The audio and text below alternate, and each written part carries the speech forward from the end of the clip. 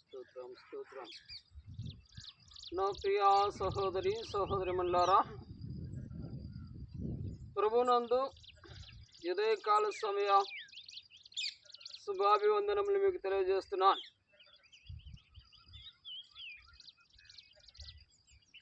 ప్రభునందు స్తుతులు స్తోత్రాలు ఆరోపిస్తూ చిన్న ప్రార్థన చేసుకుని వాక్య భాగం వెళ్దాం. పరిశుద్ధము నమ్మకము గల ప్రియా పరలోక తండ్రి, మీ పాదలకు వందనాలు. ఇదిగో తండ్రి, ఉదయకాల స్థాన ధ్యాన భాగంలో ప్రభువా మెరుస్తున్నటువంటి లేఖన భాగంలో ఎందుకు ప్రభువా బలపరుస్తురండి తండ్రి. మీ మాటల ద్వారా మేము బ్రతకబడుతున్నామని వాగ్దానమును ఇచ్చిన దేవా స్తోత్రాలు. అనేకులను కదిలింపలాగిన సహాయం ఇచ్చేయమని అయా మహోన్నతమైన తండ్రి, ఆత్మకులది అయా మీరే దేవా నడిపించుకు మేము మహిమ పొందమని పరిశుద్ధ నామమున ప్రార్థిస్తున్నాను పరమ తండ్రి. ప్రియమైనటువంటి దేవుని బిడ్డలారా, సహోదరి సహోదరులారా,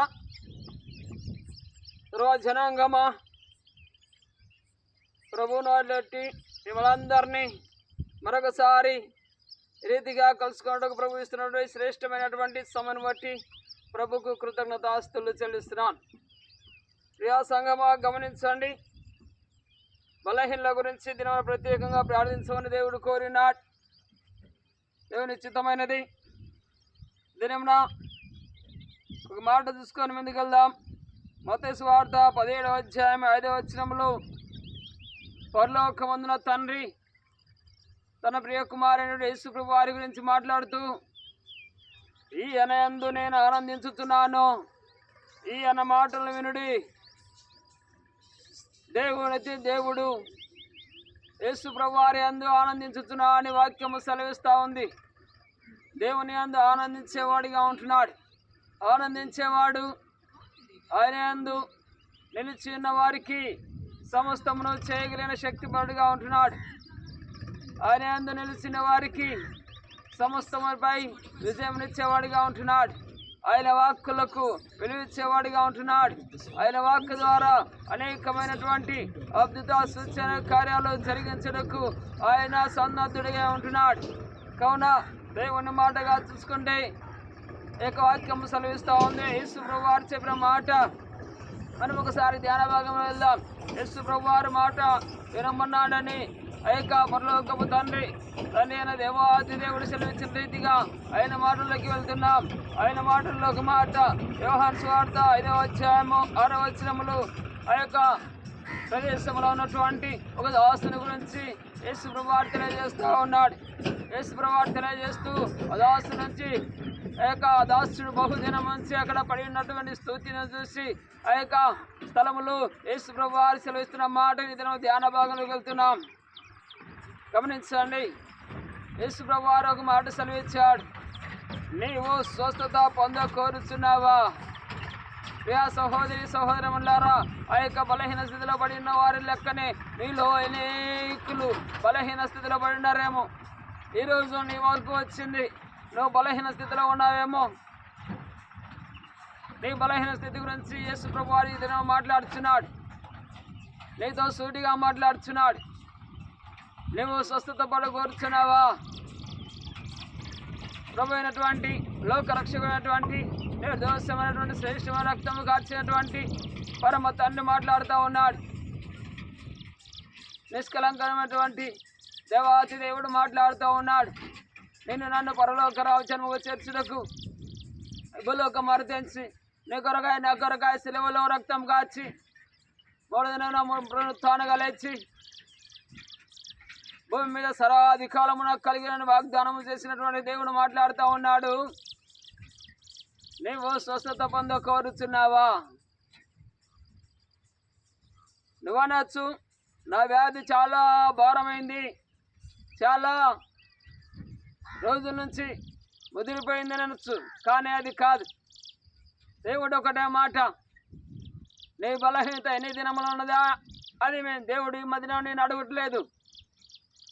నీ వ్యాధి అంత తీవ్రత ఉందా అని దేవుడు నిన్ను అడగట్లేదు. ఈ వ్యాధి నిన్ను ఎన్ని సంవత్సరాల నుంచి నీలో ప్రవేశించి ఉందా? నిన్ను దేవుడు నిన్ను అడగట్లేదు. యేసు ప్రభువు అడుగుతున్నాడు, నీవు స్వస్థత పొందగోరుచున్నావా? ఎంతమంది నేను డాక్టర్ల ఎందుకు మీరు చూపించారు అని దేవాతి దేవుడు యేసు ప్రభువు అడగట్లేదు. ఎంత గణికుల దగ్గర, ఎంత ప్రవీణుల దగ్గర చూపించారు, వారి దగ్గర ఎంతవరకు నయమైందని యేసు ప్రభువు నేను అడగట్లేదు. నేను అడుగుచున్న మాట ఒకటే, నీవు స్వస్థత పొందకోరుచున్నావా? అయ్యా, నా బలహీనత 20 సంవత్సరాల నుంచి ఉందయ్యా, 10 సంవత్సరాల నుంచి ఉందయ్యా, 5 సంవత్సరాల నుంచి ఉందయ్యా అని సాకులు చెప్పవచ్చునేమో. అవన్నీ ప్రభుల వారికి ఇప్పుడు నీకు సాకులు చెప్పడానికి అవకాశం ఇప్పుడు ఇవ్వట్లేదు. నీకు కావలసిన స్వస్థత, నీకు స్వస్థత పొందకోరుచున్నావా అని ప్రభు సూటిగా మాట్లాడుతూ ఉన్నాడు.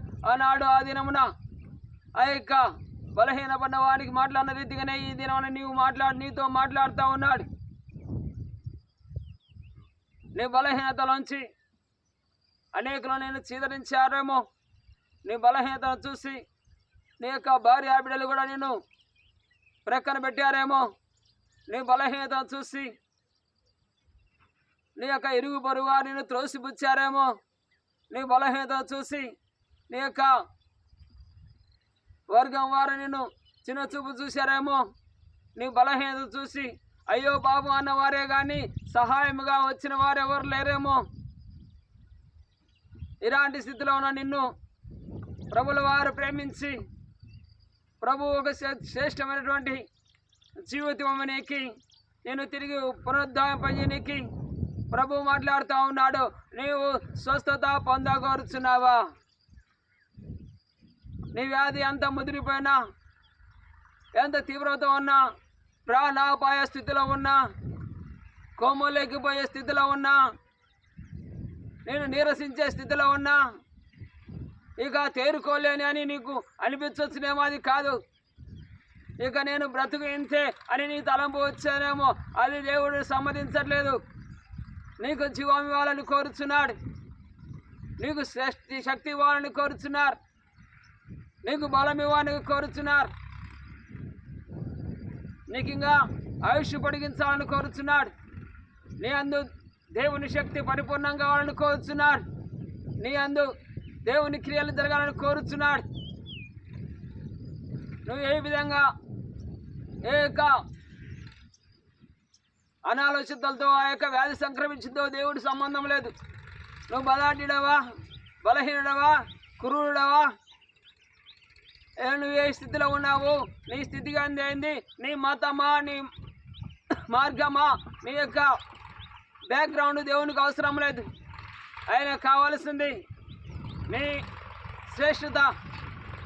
దేవుడు కోరుచుంటున్నాడు, నీవు స్వస్థత పొందకోరుచున్నావా? ఇక తీసేయి నేను ఈ బలహీనత నుంచి వస్తానా అని మాట తీసేయి, నా బ్రతుకు ఇంతే అని తలంపులు తీసేయి, నా యొక్క జీవితం ఇంకా ముగించబడుతుంది అనే ఊహను నీ నుంచి తొలగించుకో. ప్రభు నీతో మాట్లాడుతున్న మాటను, ప్రభు నీతో మాట్లాడుతున్నటువంటి శ్రేష్టమైన మాటను నీ చెవులో నాటుకు పడుకో. ప్రభు నిశ్చయంగా నీకు సెలవిస్తా అంటున్నాడు.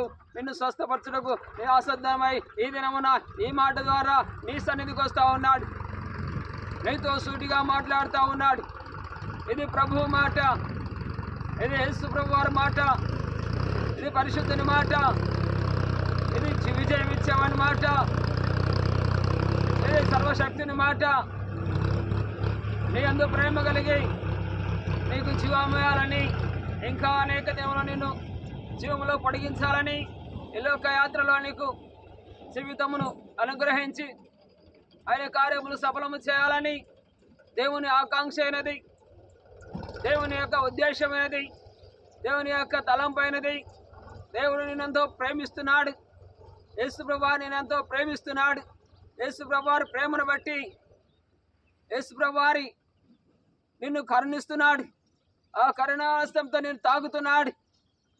సహోదరి సహోదరుడా, నువ్వు ఈ స్థితిలో ఏ స్థితిలో ఉండి ఈ వాక్యం వింటున్నావు, ఏ మాటలు వింటున్నావు, ఆ స్థితి నుంచి నేను మెరుగుపరచనీకి నేను స్థితి నుంచి విజయమునిచ్చినీకి అది ఎట్టిదైనను, ఎట్టి బలహీనతైనను, ఎట్టి దృష్టిని ప్రభావమైనను ప్రభుల వారు నీకు విడుదల ఇవ్వాలని, నీకు శ్రేష్టమైన జీవితం ఇవ్వాలని, నీకు పవిత్రమైన జీవితం ఇవ్వాలని, నీకు ఇంకా కొన్ని సంవత్సరాలు జీవం పొడిగించాలని, ఆయన సాక్షిగా నిలబడాలని ప్రభువారు కోరుచున్నాడు.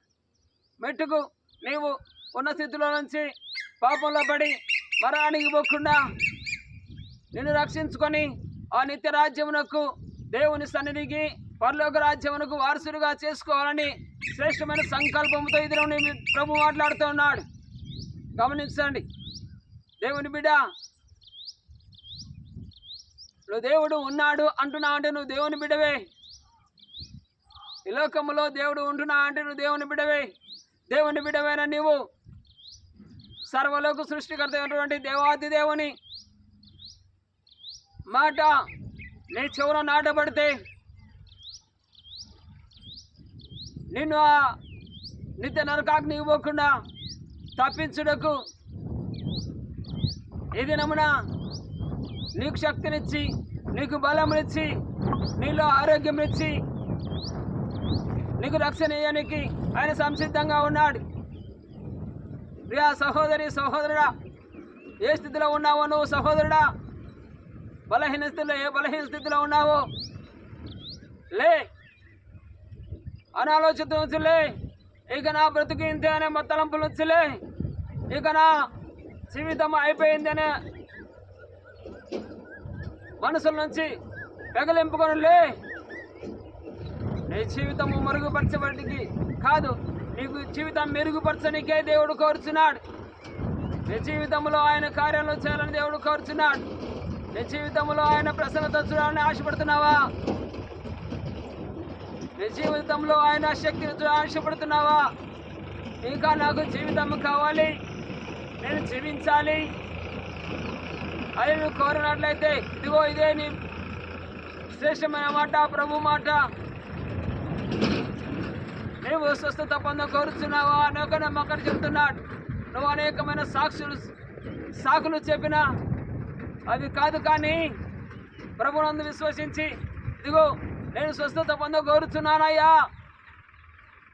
నేను స్వస్థత పొంద కోరుచున్నానయ్యా, నేను బాగుపడ కోరుచున్నానయ్యా, నేను జీవితం కోరుచున్నానయ్యా, నా యొక్క భార్య బిడ్డలతో నేను ఇంకా కొన్ని సంవత్సరాలు ఆనందించాలని కోరుచున్నానయ్యా, నేను నిత్య నరకానికి పోకుండా రక్షణలో పాల్పొందాలని కోరుచున్నానయ్యా, నా ఈ శాపం నుంచి విడుదల పొందాలని కోరుచున్నానయ్యా, నా యొక్క దోష శిక్ష నుంచి నాకు విడుదల పోవాలని కోరుచున్నానయ్యా, నా యొక్క అపరాధ భావం నుంచి నన్ను విడుదల కావాలని కోరుచున్నానయ్యా, నాకు మరొక జీవితం కావాలని కోరుచున్నానయ్యా, నాకు నా జీవితంలో నీ కాపుదల కావాలని కోరుచున్నానయ్యా, నేను పాప శిక్షలో పడకుండా నేను నిత్య రాజ్యం వారసుని కోరుచున్నానయ్యా. నువ్వు సంకల్పిస్తే ఈ దినమే ప్రభు మాట్లాడుతూ ఉన్నాడు. నువ్వు స్వస్థత పొందుతున్నావు, నువ్వు స్వస్థత పొందినావు. అవును, అది ఏది అయినను, అది ఎంత శక్తిదైనను, ఎంత బలహీనతమైనను, ఎంతటి వాడిదైనను నిశ్చయముగా దేవుని మాట సెలవిస్తుంది. నువ్వు ఆ తలంపుల నుంచి నువ్వు లే, ఆ యొక్క ఉద్దేశం నుంచి లే, నీది కాదు అనే తలంపుల నుంచి లే. ప్రభు మాట, జీవమిచ్చే మాట, జీవ జలఊటలూరే మాట,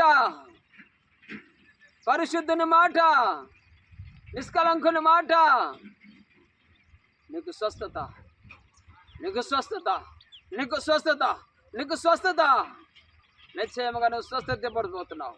నిశ్చయం ఈ వాక్యం పెడుతున్న సహోదరుడా, నువ్వు ఎన్ని దినాలుందో నాకు తెలియదు, కానీ ఇది నేను నీతో మాట్లాడుతున్నావు. శుద్ధిగా నేను స్వస్థత పడబోతున్నావు. నీ బలహీనత ఎట్టిదైనా నువ్వు స్వస్థత పడగొడుతున్నావు. నీ బలహీనత ఎట్టిదైనా నువ్వు స్వస్థత పొందుతున్నావు. ఏసునామమున పొందుతున్నావు. ఏసునామమున పొందుకో. ఏసునామమున పొందుకో. ప్రార్థించుకో. ప్రేమలే తండ్రి, స్తోత్రాలు. ఈ మాటలు ప్రభువా మీ సెలవిచ్చిన మాట పొందగోరు వారికి నిశ్చయముగా పొందుకుంటారని ఆశిస్తున్నావు తండ్రి. సెలవిచ్చినావు కృపగల తండ్రి. ఈ వాక్యమైన బిడ్డలు ప్రభా నిశ్చయముగా వారి యొక్క హృదయంలో ఉన్నటువంటి శరీరంలో ఉన్నటువంటి మానసికంగా ఆత్మీయంగా ఏ బలహీనత ఉండను ఆ బలహీనత అంతయు నిశ్చయముగా క్రీస్తు యేసు మహిమలు నిశ్చయముగా తండ్రి యేసు ప్రభువా ఈ మహిమలు శుద్ధీకరిస్తురండి, నీ రక్తంతో కడుగురండి, శుద్ధీకరిస్తురండి. వారి బలహీనత నిశ్చయముగా విడుదల దయచేసి వారిని తెరలుగా స్థాపించి నీ కృపకును నీ ప్రేమకును నీ యొక్క కరుణకును దయకును వాత్సల్యతకును పాత్రులుగా కాగలరని ప్రభువును మనం వేడుకొనచ్చు. నిశ్చయముగా వారికి విమోచన క్రయధనముగా తండ్రి వారు విడుదల పొందురుగా కనిపెట్టుకోవచ్చు. నీకే మహిమ ఘనత ప్రభావం చెల్లించుకుంటూ సమస్తమును చక్క చేసి నడిపిస్తామని ఆశిస్తున్నాము.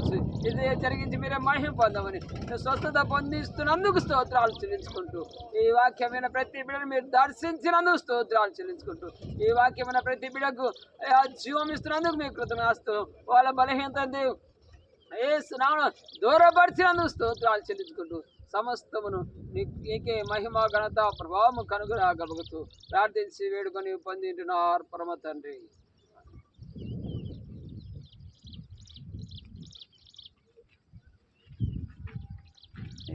Jesus.